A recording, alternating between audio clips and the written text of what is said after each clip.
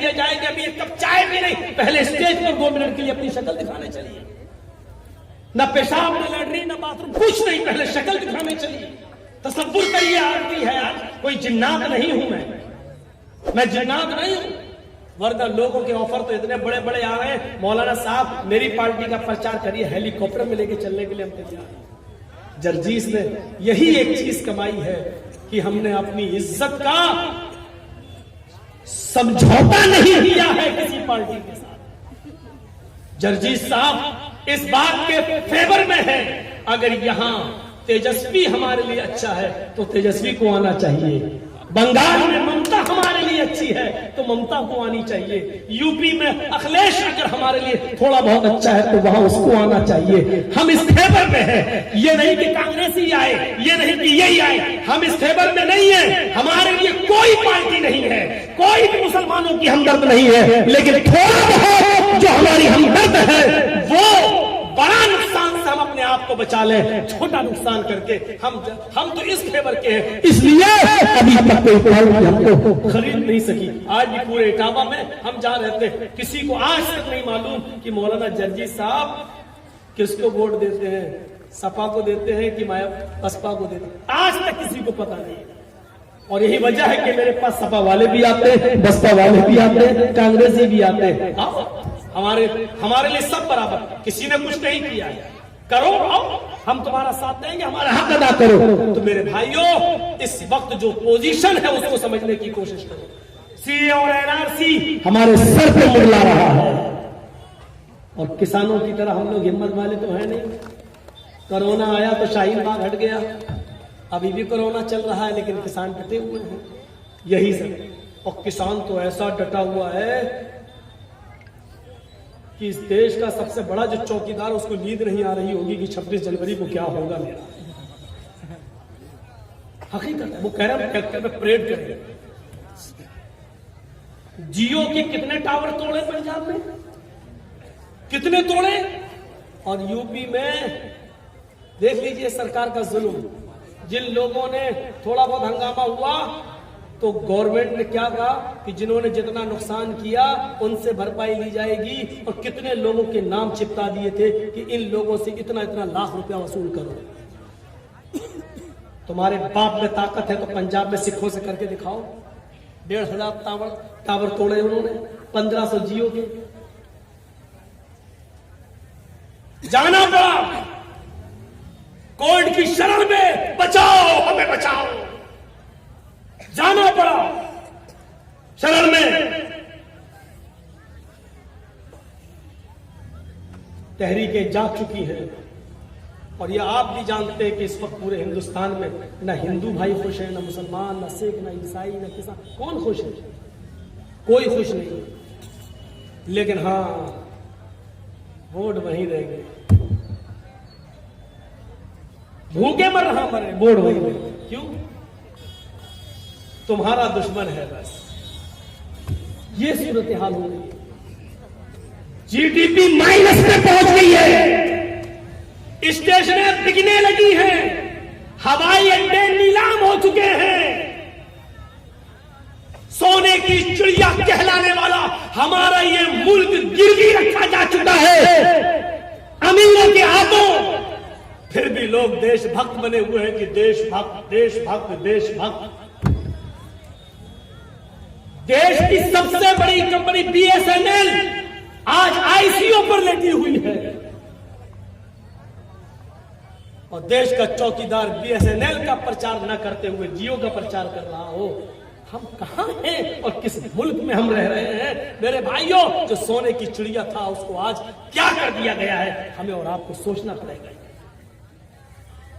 اور اس سے زیادہ ہمیں یہ سوچنا پڑے گا کہ ہماری اجتماعیت اور ہماری ایکتا کہاں جا رہی ہے۔ ایکتا، بہار کے چناؤ میں ہم کو کتنا بلایا گیا، آپ میں بتا نہیں سکتا، اس کرسی پر بیٹھا ہوں، اللہ کو گواہ بنا کے کہتا ہوں، لیکن میں بہار میں اپنے دوستوں کا، جو لوگ بیچارے ہمیں اپنے جلسوں میں بلاتے تھے، ایم ایل اے تھے، ہم نے ان کی بھی نہیں مانی، ہم نے کہا نہیں، ہمیں اس چیزوں سے دور رکھیے، آپ نہیں آئے ہم پر چاہے، ہیلی کاپٹر تک کی بات کہی گئی، کچھ کانگریسیوں نے یہاں تک کہا کہ راہل گاندھی کے ساتھ ہم آپ کو بٹھا لیں گے، مولانا صاحب ہیلی کاپٹر پہ آپ آئیے. میں نے کہا سوری سر. ہمارے دوسرے لوگوں نے بھی کہا کہ ہمارے شیر کے ساتھ آپ بیٹھیے. میں نے کہا نہیں، اس وقت تقریر کرتا ہوں مالدہ میں NRC اور CA کے اوپر، اور کیس ہوتا ہے اٹاوا میں میرے اوپر. دیکھ رہے ہیں الٹی گنگا بہتی ہے. میں نے کہا کہ اب تو لڑائی آر پار، جیتے تو وطن مبارک، ہارے تو کفن مبارک. کون سی برائی تھی میری؟ لیکن کیس کہاں ہوا؟ اٹاوا. اور کیس ہوا ہی ہے، پتہ ہی نہیں چل رہا ابھی تک، نہ وارنٹ نہ کچھ. ارے کچھ آئے تب تو کوٹ جائیں، پتہ ہی نہیں چل رہا کیا ہے. بس دھارا لگا دی 153A، جرم ثابت ہو جانے پر 3 سال کی سزا. نوٹس اب تک نہیں آیا. دباؤ بناؤ، بس پریشر اتنا بنا کے رکھو کہ یہ آگے کچھ کام نہ کر پائے. یہی تو ہو رہا ہے، یہی ہو رہا ہے. اللہ تعالیٰ ظلم و ستم سے ہمیں اور آپ کو نجات عطا فرمائے، ظالموں سے نجات عطا فرمائے. اور اللہ امن پسند گورنمنٹ اور سرکار کو جو اس دیش کے لیے اچھی ہو، ہمارے ملک کے لیے اچھی ہو، اور ہم سب ہندو مسلمان سکھ عیسائی سب کے لیے اچھی ہو. اللہ ہمارے دیش میں اس سرکار کو موقع عطا فرما، اور اس سرکار کو خدمت اور سیوا کرنے کا موقع عطا فرما. میرے بھائیوں، آپ یہ سوچو کہ آپ کو کوئی سونے کا تاج پہنا دے گا تو معاف کیجیے گا، چھوڑ دیجیے، یہ سپنا چھوڑ دیجیے. اس ملک میں کبھی آپ بادشاہ نہیں بن سکتے. میری ایک بات سن لو، اس ملک میں آپ کبھی وزیر اعظم پردھان منتری نہیں بن سکتے، یہ سپنا چھوڑو. لیکن اتنا ضرور کہوں گا، اجتماعیت اور ایکتا اور اتفاق اگر ہمارے اندر پیدا ہو جائے تو رب کعبہ کی قسم ہمارے بغیر دوسرا بھی کوئی پردھان منتری نہیں بن سکتا. ہم جس کو چاہیں گے ہم تو نہیں بن سکتے، لیکن ہمارے اندر اگر اتفاق ہو جائے، اتحاد ہو جائے اور ایکتا ہو جائے تو ہمارے بغیر تم بھی نہیں بن سکتے. ضرورت تمہیں ہماری پڑے گی، ہمارے تعاون کی، ہماری سہایتا کی ضرورت پڑے گی، تب تم چوکیدار بنو گے، تب تم وہ. لیکن ہمارے اندر ایکتا نہیں ہے، ہمارے اندر اتفاق نہیں ہے، ہمارے اندر اتحاد نہیں ہے.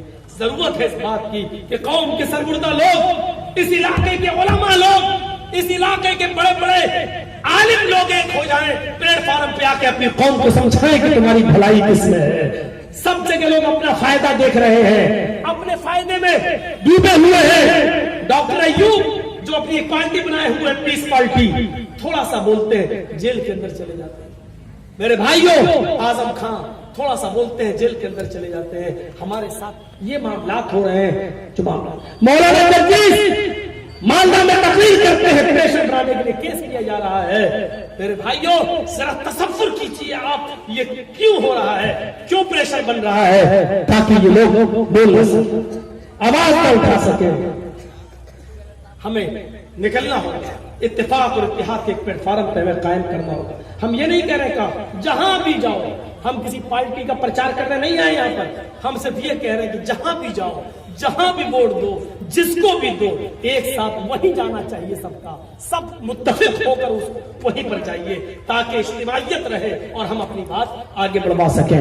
تو الذین یؤمنون بالغیب، جو غیب پر چھپی ہوئی باتوں پر ایمان رکھتے ہیں، والذین یقیمون الصلاۃ ومما رزقناہم ينفقون. یہاں الذین یؤمنون بالغیب چھوٹ گیا تھا. ھدی للمتقین، الذین یؤمنون بالغیب، جو غیب پر چھپی ہوئی چیزوں پر یقین رکھتے ہیں. غیب پر اور چھپی ہوئی چیزوں پر یقین رکھنے کا مطلب یہ ہوتا ہے کہ جو چیزیں دیکھی نہیں لیکن ایمان لانا ضروری ہے. ہم نے اللہ کو دیکھا نہیں لیکن اللہ پر ایمان ضروری ہے. ہم نے جنت دیکھی نہیں لیکن یقین ہے کہ جنت ہے. ہم نے جہنم دیکھی نہیں لیکن معلوم ہے کہ برے کام کریں گے، یہ یقین ہونا چاہیے غیب پر کہ برے کام کرنے والوں کو جہنم کا عذاب ہوگا. وہ بڑا سخت عذاب ہوگا، بڑا سخت عذاب ہوگا. حدیث کی کتابیں اگر آپ پڑھیں گے تو آپ کو پتا چلے گا کہ یہ جو دنیا میں جو آگ ہے جو ہم جلاتے ہیں، یہ جو چولہا جلتا ہے جس پر ہم تاپتے اور روٹی پکاتے ہیں، یہ دنیا کی آگ کی جہنم کی آگ سے پناہ مانگتی ہے کہ اے اللہ تو ہم کو قیامت کے دن جہنم کی آگ میں نہ ڈال دینا۔ دنیا کی آگ بھی جہنم کی آگ سے پناہ مانگتی ہے، وہ جہنم جس کے بارے میں حدیث کی کتابیں یہ کہتی ہے کہ جہنمی کو جب جہنم میں ڈالا جائے گا تو اس کا داڑھ، یہ داڑھ، ایک تو دانت ہوتا ہے، ایک داڑھ کونے میں دونوں سائڈ جو موٹے داڑھ ہوتے ہیں، پھول کر اتنا چوڑا ہو جائے گا، اتنا چوڑا ہو جائے گا کہ اس پر اگر کوئی گھڑسوار گھوڑے پر بیٹھ کر سفر کرنا چاہے تو سفر کر سکتا ہے۔ بخاری کی روایتیں موجود ہیں، آپ پڑھیے اور دیکھ سکتے ہیں کہ کیسی حالت کیا ہو جائے گی، کیسی آنکھیں ہوں گی، کتنا ڈراؤنا ماحول ہوگا۔ سأرهقه سعودا، ہم اس کو سعود پہاڑ پہ چڑھائیں گے، پورا کا پورا پہاڑ آگ کا ہوگا۔ سوچئے آگ کی ایک چنگاری جب اتنی سخت ہوگی، یغلی منہما دماغو، کہ آگ کی ایک چنگاری اگر اس پر تمہیں کھڑا کر دیا جائے تو چنگاری سے تمہارا دماغ کھولنے لگے، ہانڈی کی طرح پکنے لگے۔ یغلی منہما دماغو، دو چنگاریوں پر پیر رکھنے سے تمہارا دماغ کھولے گا جیسے ہانڈی میں گوشت پکتا ہے۔ اس طرح انسان یہ سمجھے گا کہ جہنم میں سب سے زیادہ بڑی سزا ہمیں کو مل رہی ہے، حالانکہ وہ سب سے ہلکی سزا ہوگی، سب سے ہلکا عذاب اسی کو ہو رہا ہوگا۔ تو پھر آگ کے پہاڑ پہ کیسے چڑھے گا، کیا صورتحال ہوگی، کیسے انسان برداشت کرے گا؟ ہمارا یقین ہونا چاہیے کہ ہاں اچھے کام کرنے پر ہمیں جنت ملے گی۔ جنت کی نعمتیں بھی بڑی عجیب ہیں۔ جو سب سے کم جس نے نیکی کی ہوگی اور جنتی ہوگا، جس نے سب سے کم نیکیاں کر کے جنت پائی ہوگی، اس کو بھی کم سے کم جو جگہ ملے گی، ایک جنتی کو جو سب سے کم جگہ ملے گی وہ جگہ اتنی ہوگی کہ آج گھوڑے پر بیٹھ کر سفر کرو اور وہ گھوڑا 100 سال تک نان اسٹاپ دوڑتا رہے، سفر کرتا رہے، کہیں نہ رکے، 100 سال کے بعد جہاں رکے گا اتنی جگہ ایک جنتی کی ہوگی، اور یہ اس جنتی کی ہوگی جس کو سب سے کم نیکیاں کی ہوں گی اور سب سے کم عمل کرنے پر جس کو اللہ نے جنت دی ہوگی۔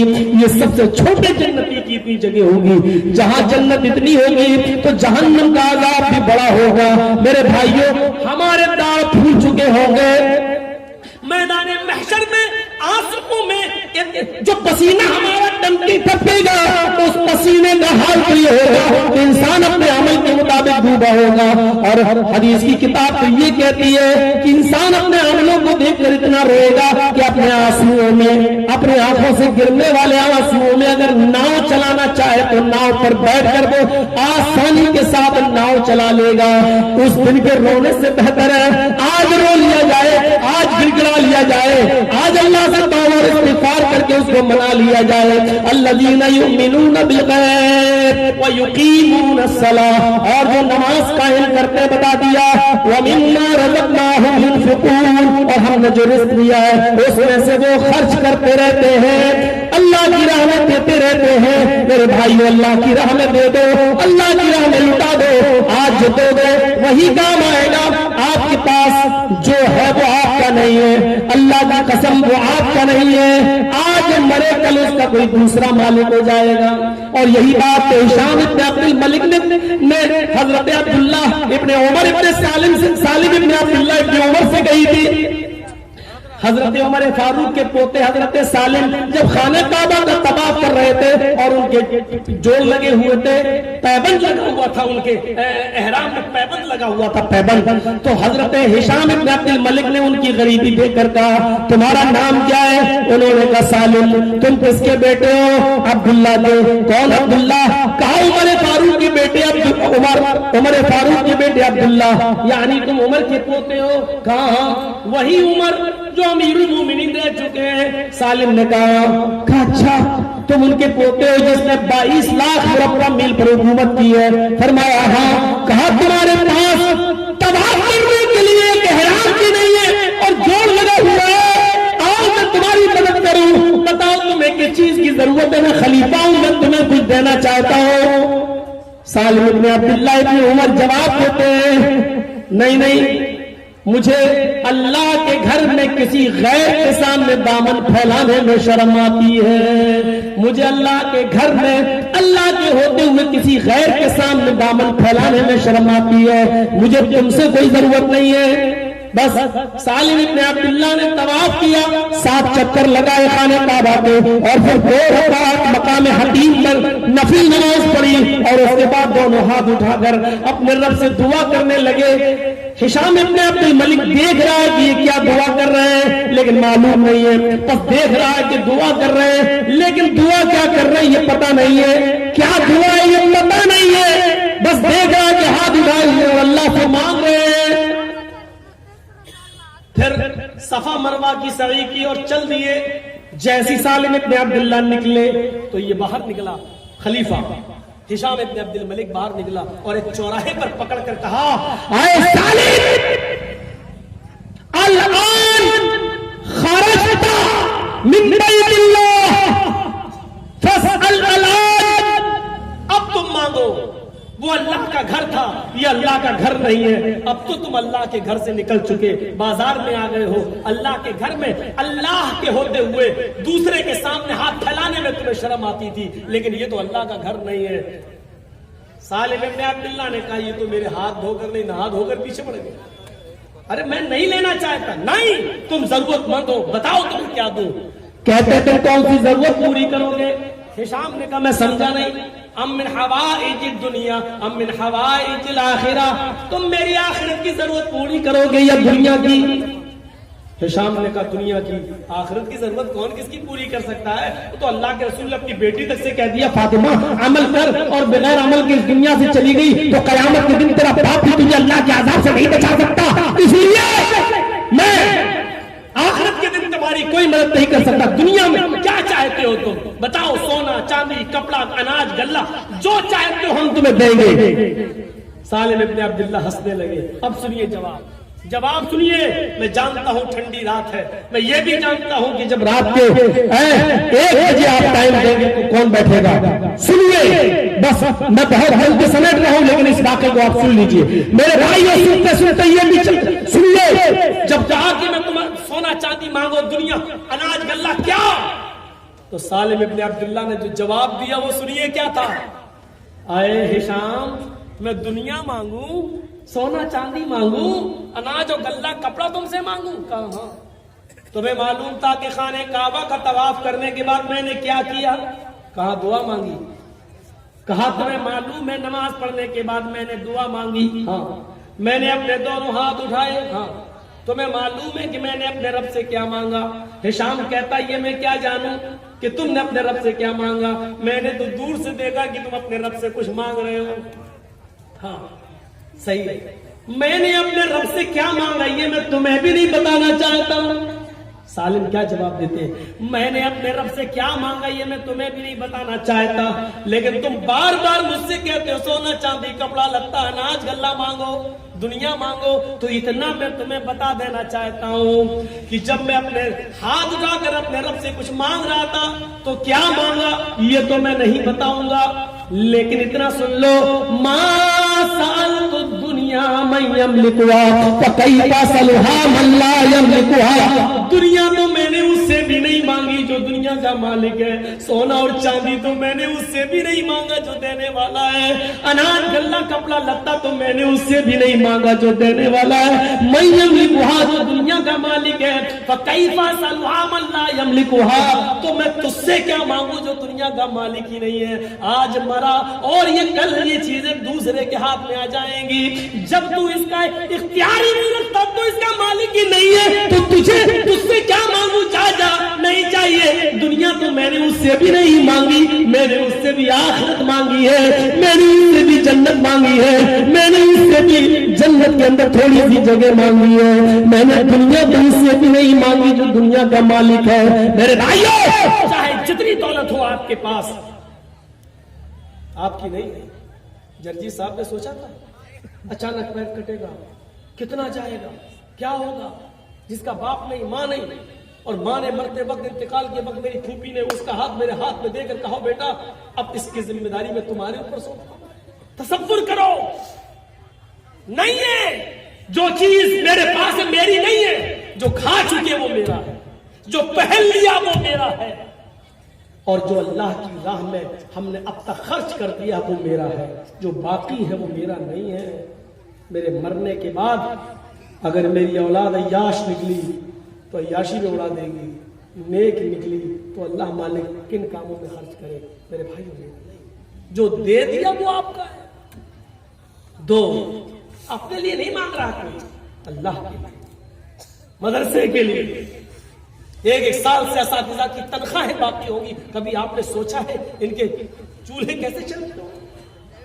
आप तो कुछ कर लिए, जिनका पूरा दारो मदार मदरसे से मिलने वाली तनख्वाहों पर था, वो बेचारे कहां हैं, किस जगह खड़े हैं? कभी आपने तसव्वुर किया? बड़े से बड़े लोग हिल गए इस लॉकडाउन में। आपने कितने लोगों की हिमायत की और कितने लोगों की आपने मदद की? ये जिम्मेदारी आपकी और हमारे सबकी ऊपर आयद होती है। मदरसे को देखिए, चलाइए। अब तो आधे से ज्यादा भी लोग नहीं रह गए इतनी ठंडी में, इतनी रात में। इसलिए मेरे भाइयों, मेरी घड़ी में 2:20, एक 12:50 पे भी आया था, तकरीबन 1.5 घंटे तो हो ही गया। मेरे भाइयों, अब मैं थोड़ी देर इसलिए यहां बैठूंगा 15 मिनट, ताकि मैं ये देखूं कि इस मदरसे के लिए मेरी कितनी बात आप रखते हैं, मुझसे कितना प्यार है आपको। एक साल लॉकडाउन के बाद बिहार में पहला जलसा में यहाँ, और सुनिए, ये वो शख्सियत है मौलाना मूसा उमरी साहब, जो सबसे पहले मुझे बिहार में सबसे पहले मैं स्कूल में आया, इसी जगह से इन्होंने शुरुआत कराई, और लॉकडाउन के बाद भी पहला प्रोग्राम इन्हीं को मिला। ये खुशकिस्मती है। और फिर मैं उस कंडीशन में यहाँ आया कि मेरा माइंड, मेरा दिमाग अभी यहाँ लगा नहीं है, मेरा बोल यहाँ रहा हूँ, दिमाग वहां है कि कैसे उठ रहा होगा, कैसे चल रहा होगा, लैट्रिन पेशाब पायखाना कैसे है, मेरा दिमाग अभी वहां लगा हुआ है। मेरे भाइयों, आया आपकी मोहब्बत में हूं, आ गया हूं, लेकिन जाना वही है मुझे, इसलिए मैं थोड़ी देर बैठा हूं। इसीलिए कहता हूं, सेहत और तंदुरुस्ती को, वो हमारी उम्र का लड़का, हमारी उम्र का, और आज पूरा पैर, जिसकी एक जवान बेटी हो, इसके बाद बेटी को भी हम ही को देना है। तो एक और बेटी है, एक 18 साल की, 20 साल, एक जो है 16 साल की, हम ही को देखना है। इसको जिंदगी भर अब कमाने के लायक नहीं, ये भी हमारी। तसव्वुर करें आप इस जिंदगी को, तंदुरुस्ती को, ऐसी बीमारी से पहले गनीमत जान लो, ऐसी बीमारी से पहले गनीमत जान लो। लाओ, अल्लाह की राह में जो दे सकते हो दे दो।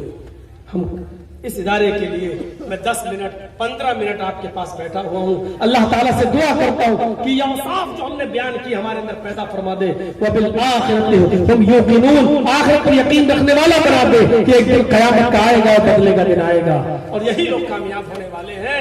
मेरे भाइयों, 10 मिनट के लिए मैं यहाँ हूँ, लाइए दे दीजिए। अल्लाह की राह में जो भी इस इदारे को देना चाहे, ज़कात, खैरात, सदका, अल्लाह ताला आपको इसका